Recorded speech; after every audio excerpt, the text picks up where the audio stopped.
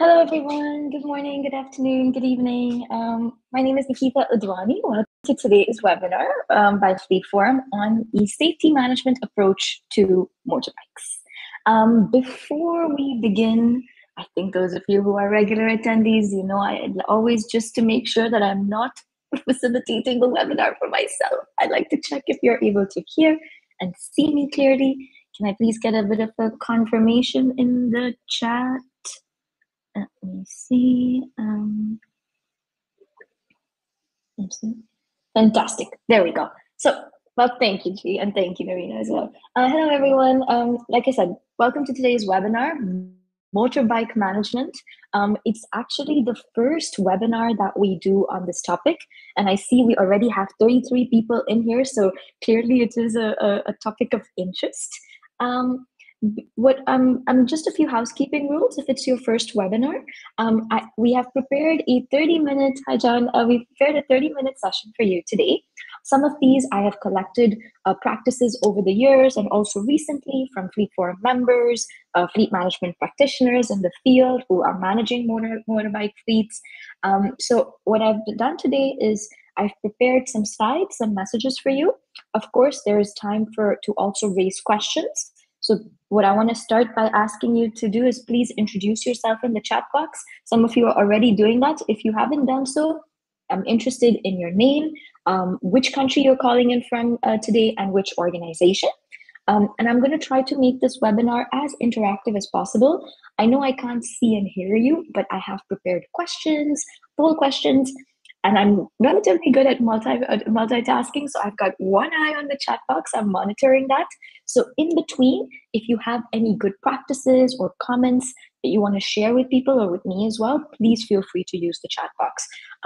We're talking to many experienced fleet managers here. I'm sure you have some good practices as well that you might want to share. So please feel free to use the chat box to interact with each other. So let's begin. I presume you read the webinar description and you thought, oh, motorbikes, it's a new topic. I want to hear some more about it. But I also want to know how whether you are operating motorbike fleets today. So I actually have a poll question for you, which I'm going to launch in a second. You will see, here we go. So I have a question for you, and my question is, when do you use motorbikes? And there are three options in there. You use them to so your staff, your programmatic staff, are using it to implement their programmatic activities in areas that are maybe not easy to access. You are using it in the city your staff are using it in the city to go to meetings, or in towns, in urban areas. Or we don't use motorbikes. You are just here because you are very interested and switched on fleet manager and you want to learn about this topic. So I want to ask you to take some time to answer. So far, I see we have over 20 responses. Okay, a few more coming in, Colleagues, let's hit that 50% mark of at least half the answers. Okay, let's almost. Okay, let me end the polling then. So what we see, I'm going to share the results with you, is actually many of you are saying we are using it in hard to reach areas, right? Okay. I see, Carlos, you're complimenting it as well. In congested areas where there are no good public transportation systems. Okay. And some of you who have said, I just want to learn today, so I'm here, Nikita. Okay, thank you. So the reason why, let's look a little bit first at why motorbikes, right? And what I see many organizations saying is indeed, and what you have echoed today, which is access. When our sedans and our 4x4s are not making it, are still, it's not easy to reach locations, we are then using motorbikes for our programmatic activities. I have also heard some organizations say it's a cost efficiency a measure for us if we use smaller vehicles. Elise, you mentioned it's being used by our partners. Okay, so maybe we are not using, but our partners are using, and we help them procure and it's part of the funding that we provide to them, I presume. And more I see some organizations, it's only starting. And actually, I'm very supportive, and Freeform is very supportive of this, which is to also think about it from an environmental perspective, right? We say use the use of smaller and low emission vehicles. Well, a motorbike is smaller than a 4x4 and a sedan, and it is emitting fewer emissions. So it's maybe something, and of course, you have to look at it from a safety perspective as well, and that's what we'll be discussing today. But please consider also that this could be good for the environment, right? Now, why did we propose this topic for this webinar today? Let me tell you a little bit why first, right? So I'm not sure if you read this report, but every few years WHO publishes a global report on road safety, right? And there's quite some interesting statistics in there.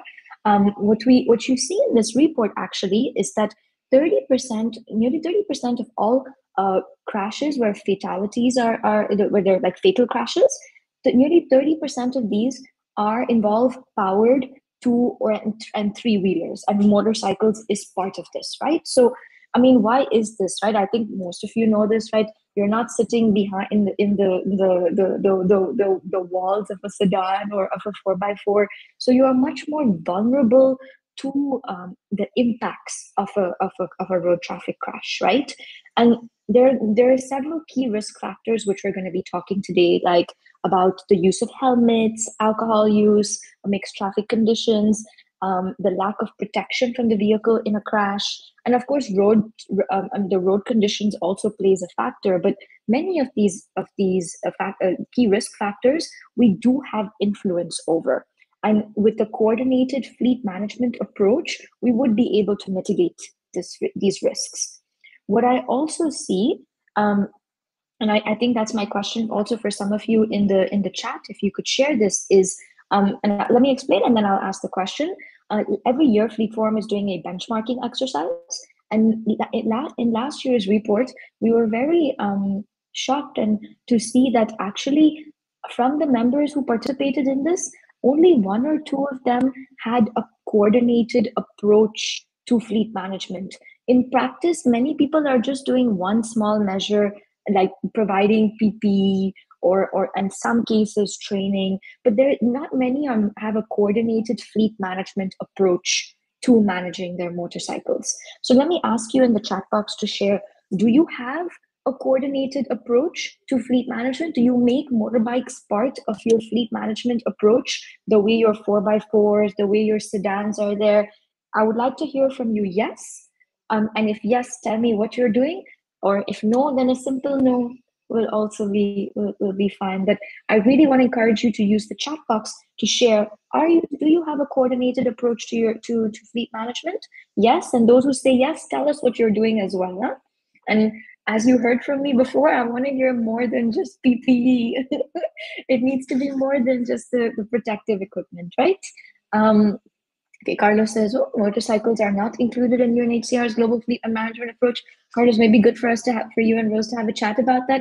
I was in touch with WHO and FAO recently, and they're also looking at this topic. So if it is part of the fleet, but maybe not in the process, you might want to give it a think. Okay, several of you are saying no, no, no. Okay, then let me start telling you some examples of what you should make part of your fleet management approach, right? So let's start with John, you have a defined policy. Okay, super. Nirina, also please share some examples. So let me start by giving you some tips on what you could consider part of a coordinated fleet management approach, right? Many of you said it's our programmatic staff who are using this to access hard to reach areas. What we consider in Fleetform a good practice, and we see a few organizations are starting to do this, is put it in the job description and in the vacancy that is going out when you are hiring or looking for these program staff. So what you want to put in there is like, you must state in there is an expectation that you will be operating a motorcycle to reach hard to reach places, and that you are looking for you want to make sure that people have a rider's license when they are applying, and it will be part of the screening criteria. So firstly, put it in the job description, put it in the vacancy, explain that it's a responsibility, that they have to adhere to manage that vehicle, and that as well, and that you're expecting them to have a valid rider's license. Now, please keep in mind, many countries that we are operating in, motorbikes are not seen. It's kind of like, oh, if you have a driver's license, then you will also know how to operate a motorbike, right? Which actually is not necessarily the case. So it's not only to put it in the job description and to ask for a valid license, but we encourage you and strongly advise that anybody who is operating a motorcycle in your organization, that when they are appointed or when they are being authorized to use a motorcycle, that you should also have a rider's assessment, like a skills assessment, the way you do for the other vehicles in your fleet. Exactly, Narina's mentioning it. Test each staff who needs to ride a motorbike. So have an assessment so that you can make sure the employee has the right skills. Keep that in mind. And it does. I've also seen some organizations where you don't have to have this in-house capacity. What you could also look at in your country is, are there external assessors? Can we maybe have this, as a capacity that we tap into whenever we are appointing new staff who need to operate a motorcycle? So please keep this in mind. Make it part of your job description, vacancy, and then also when you are an assessment to test if that person has the skills, and make it part of your induction training. You want to give them training on how to operate a motorcycle according to your organization standards. The next thing you need to do, I will not spend too much time on this one, because I think that you'll know about this, is providing the right equipment, right? So many crashes that are related to, we've talked about the vulnerability of motorcycle riders. Also keep in mind, like, head injuries and neck injuries are the most common injuries when it comes to motorcycles. So as an organization, if we are giving people the vehicle, we must also give them the equipment to operate it. And it shouldn't just be any equipment. You need to make sure that the quality of the equipment can also have an impact on how protective this equipment is during a crash. So you want to make sure that you're providing riders with the right equipment. Yep. And so now let me ask you another question here. Where is my question? Here we go. 1 second, sorry. Yes. What do you make sure? I'm sure many of you, please tell me if I'm wrong, but I'm assuming many of you are providing PPE, like the helmets and a number of other items. But what do you do to make sure that riders are using the PPE correctly?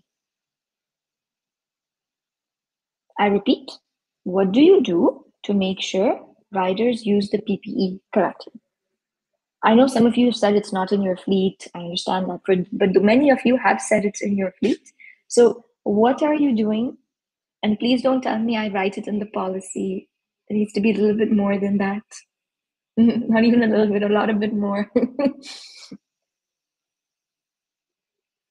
See, some people are typing. Let's give it a few seconds.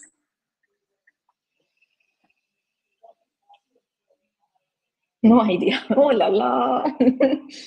Train, monitor, follow up, accountability with the fleet in charge. Okay, indeed. So what I would highly encourage you to look at is, we're going to talk later on about a checklist. I've got a little bit of maintenance messages around this.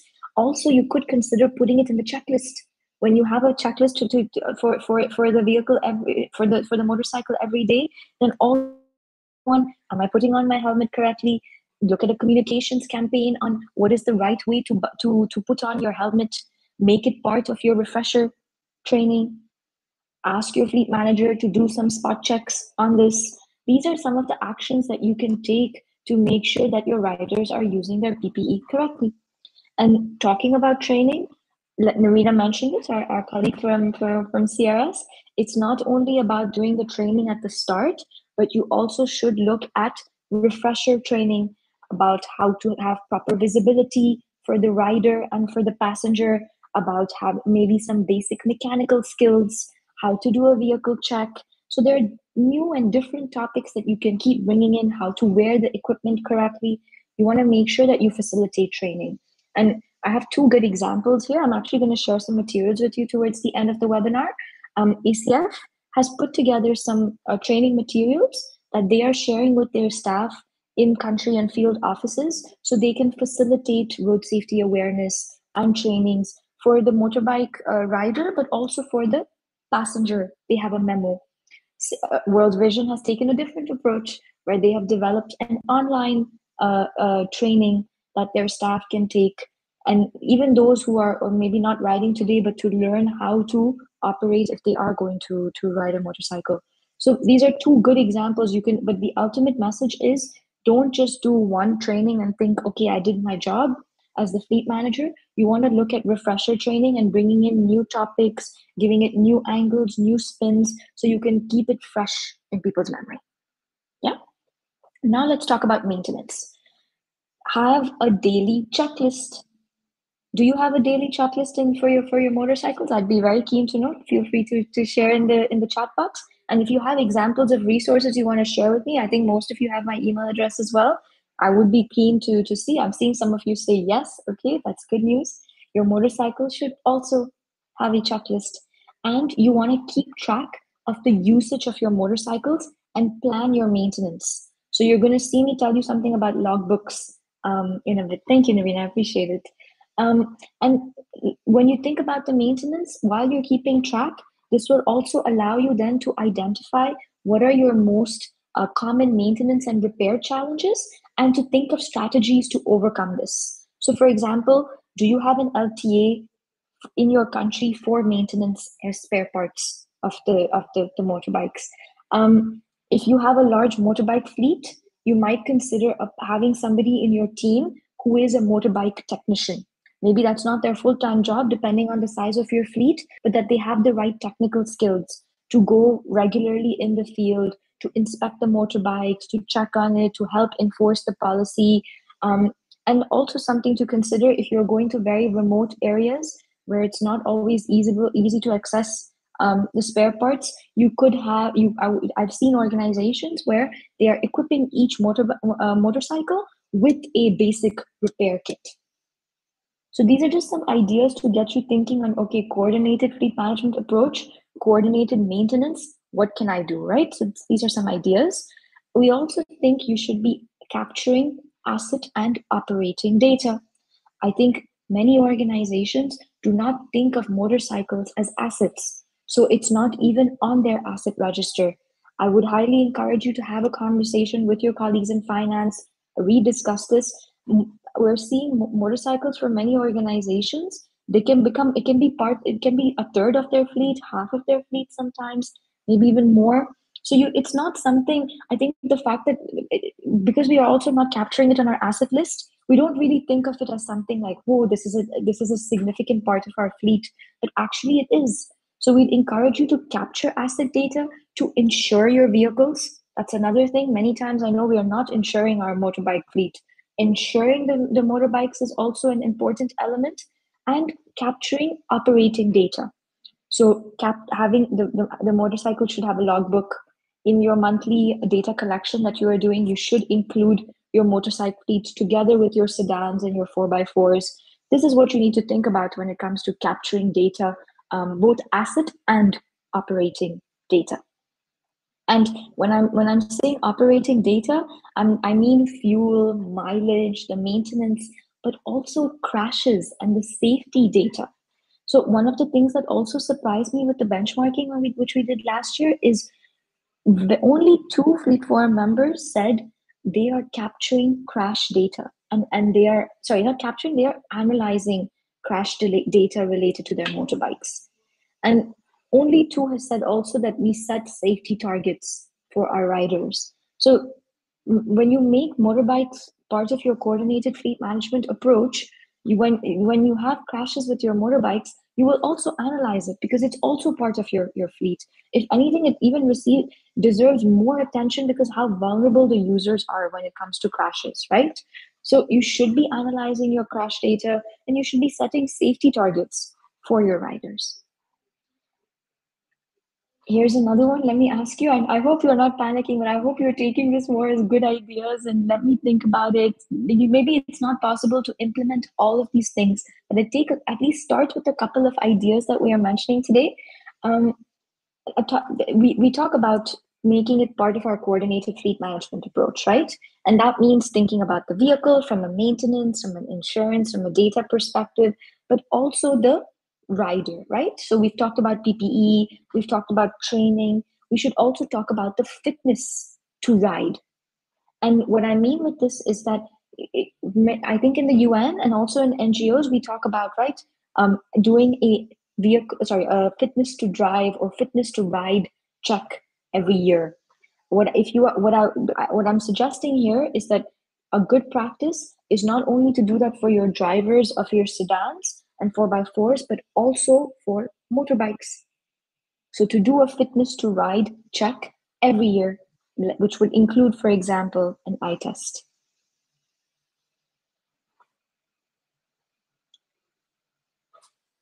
I'm seeing some typing. Let me see. There we go. Let's continue then to the next one. Consider using telematics on your motorbike fleet. Can I ask those of you, does anyone here have experience with motorcycle telematics? As in, are you using telematics on your motorcycles?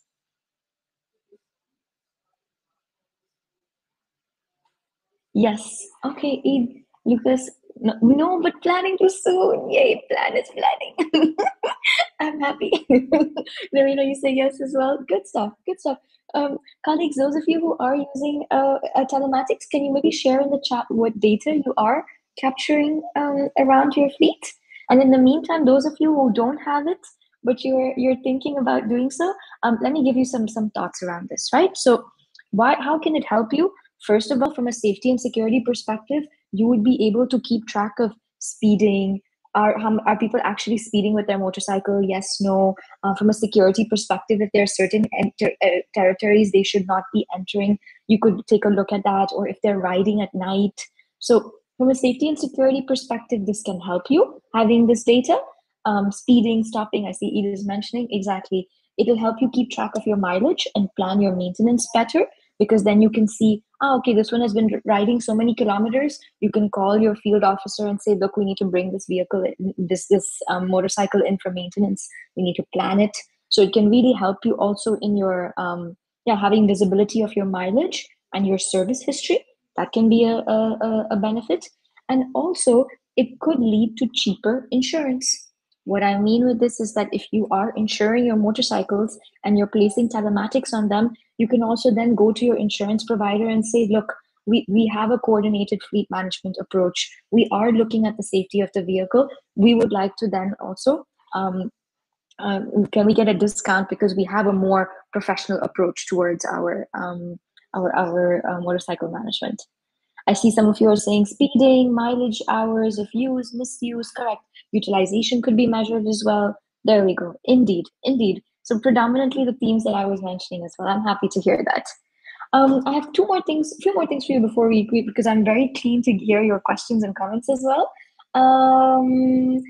Make a disposal plan for your motorcycles. I've been to many field offices where there you can see a whole nice I'm saying nice, I'm being sarcastic. It's a very ugly parking lot with a lot of old motorcycles. Please make a disposal plan for your motorcycles as well. And keep in mind, you are the person who's coordinating this whole approach, but you also have to liaise with your colleagues. So, for example, with safety and security, you can ask them to do the preliminary risk analysis. They might give you some content for your trainings, the rules of movement, the equipment, the accessories. They would be involved in the road traffic crash investigation. And with HR, you want to remember, I started the webinar saying, make it part of the job description, make it part of the vacancy. So HR can also play a key role with making that, with placing that in, with checking if they have the valid license, with communicating the conditions of use for the motorcycles. So you are the one who should be driving this, like John was mentioning earlier, fleet accountable, but there are partners in the organization that you need to work with. Yeah.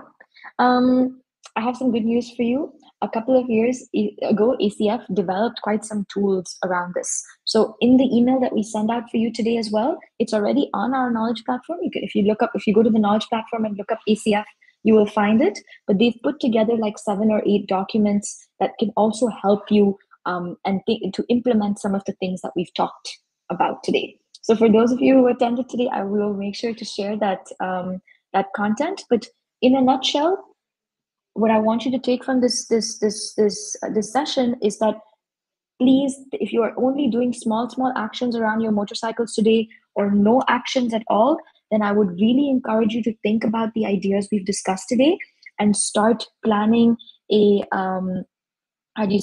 coordinated approach to your fleet, to your motorcycles.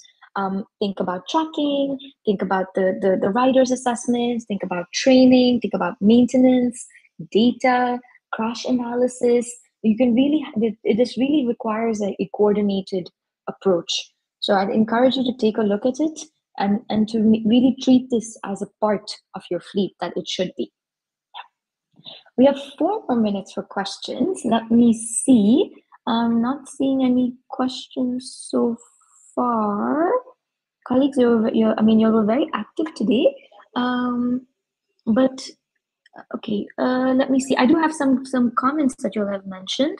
Mark has a question. You put a question. Oops, sorry, Carlos. 1 second. Maybe it wasn't marked as a question. That's why. Let me add that in here. Let's start. Okay, so questions. Here, from the road safety perspective, would you recommend some technique to convince motorcycle users to start reporting crashes? I want to monitor the size of the problem, yet operations are not even aware of traffic crashes with our motorcycles. And I was told that if we don't include them in the insurance program, people would simply not report them. The amount of money that it would require brought the initiative down. So I was wondering if, that's a very interesting one. Let me think. So Carlos, I'm gonna definitely, Rose and I will touch base with you on this one. For me, the first thing that's popping in my mind is that we've had a couple of our suppliers, I'm not sure if you're interested in it, right? But a number of our vehicle telematics providers have been interested in starting up like a motorbike tracking proof of concept. I mean, the technology works, but they're keen in like working to get to really make the business case around this. Like, if you track, what are the benefits? It could be a way to, I know this doesn't directly link to starting to report crashes, but it could be a way to start thinking, hey, maybe if we set it up as a pilot, we could also test how we could use that to understand better the riding behavior, the risk factors around safety, the likelihood of crashes, using that data in a meaningful way also to pull out when crashes are potentially happening. So if it's something of interest to you, let's maybe coordinate about that one separately. And also for other colleagues, if you are thinking about like implementing telematics on your fleet and you're not sure, like we do have some of the suppliers in our network who I've spoken to personally, and I know that they are interested in making the business case and really proving the value of this. Yeah. If we plan to rent motorbikes, should we apply the same approach? Yes, Chin, absolutely. That's why that's the message I wanted to bring to you to the webinar today, right? That don't think that it's motorbikes, a small vehicle, it's not really a vehicle, we'll not do anything. No, it's a key part of your fleet, just as important as the others, and even more vulnerable in some aspects. So you should definitely apply the same approach. And there might be some specifics to motorbikes, but all in all, the principles should be the same. Yeah. Most organizations abandon motorcycle, but with the safety management approach, we can now reintroduce. Yes, Sam, absolutely. Is there universal rules for humanitarian NGOs not to have a passenger? I don't think there's a universal rule, but at least what I think is common practice is to say maximum 1 passenger per motorcycle. And then I've seen some NGOs say it can be our staff or it cannot be our staff. I think that's mostly what I've seen, but I haven't found any universal rule around this. Yes. Could we consider a webinar on e-bikes business case, particularly in developing countries? Sheila, I like your thinking. I'm going to make a note of this. Not a bad idea at all. Definitely. I make a note of it. And let me see, did we cover most of the questions? I think we did, colleagues. If I missed anything, please feel free to drop me a note. I hope you enjoyed this webinar. I hope it gave you some ideas. Not only enjoyed, but in Faith Forum, we really want to see you taking action, doing something differently after this. So to me, what would be very helpful is that in 2 weeks, in 1 month, in 3 months, in 6 months from now, if you have implemented even one of the things that we have suggested today, please drop me a message. Let me know. We could do a follow up webinar with an organization who is implementing some of these approaches to share what you are learning and what have been the good practices, but also the challenges. So I really hope it gave you some food for thought and some inspiration. And I hope to be able to invite one of you in a few months from now to run a webinar then on how you are implementing a coordinated approach to motorcycle fleet management. Thank you all so much here today. I really appreciate your participation and your inputs and great ideas and comments. It only makes it more fun to facilitate the webinar. Have a great day, everybody. Thank you. And don't forget, we will send the ECF link, and also feel free to sign up for our next webinar next week. Alrighty, have a great day. Bye-bye.